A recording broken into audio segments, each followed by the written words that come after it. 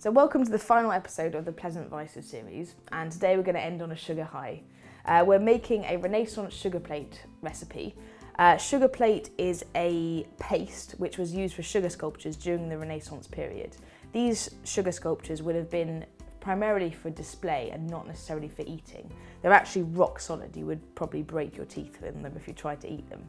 But as a material, because they were made of sugar, because it has that association with luxury and wealth, it was the perfect medium with which to display your power and your status.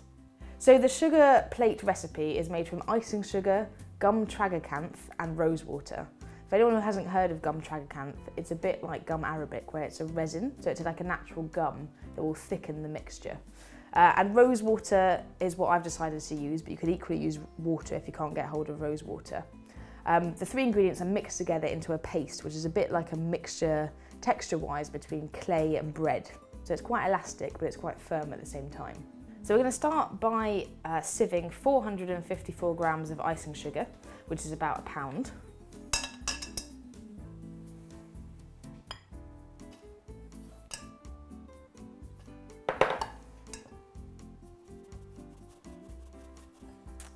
So you want to sift the sugar so that the mixture is very fine. We don't want any lumps or anything in there. You want a very smooth paste at the end, so definitely no icing sugar lumps. So to the icing sugar, to our nice powdery icing sugar, we're going to add 28 grams of the gum tragacanth. This is also in powdered form, so don't get the solid stuff. You want to buy it in a powdered form. This is normally quite readily available because it's used for cake sculpting and things like that. So mix your two powders together, and then we're going to add the rosewater. I've pre-measured, this is 61 millilitres of rosewater. I would say you want to use between 60 and 70 millilitres. You want the final mixture to look like a sort of rough, large breadcrumb. So once we're at this sort of stage, you start using hands, and you're kneading it a bit like bread to bring it all together.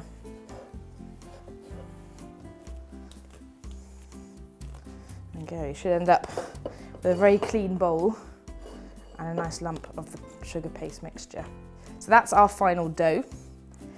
And it will start solidifying pretty quickly. So what you want to do is get it in a bag so it can basically cure for about half an hour. So just some like simple sandwich bags. And put it in there and leave that for half an hour. Right, so after you've left your sugar plate for half an hour, it should have firmed up a little bit. So I'd recommend using a vegetable fat, something like Trex, to just loosen it up a little bit and massage it in. So there we go, I've loosened it up a little bit. Now because I'm working with the British Museum, they've kindly produced a mould based on an item from the collection. This relief here was created through 3D printing. So the object in the museum was scanned using a process called photogrammetry.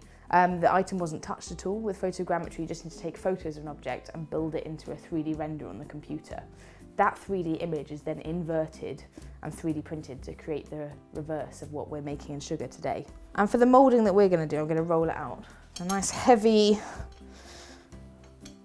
rolling pin. Firm surface. You don't need to flour it or anything because it's not sticky, it's just malleable.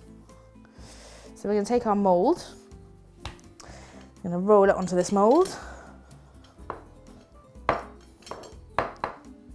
Right, so we're going to whip that off. There we go.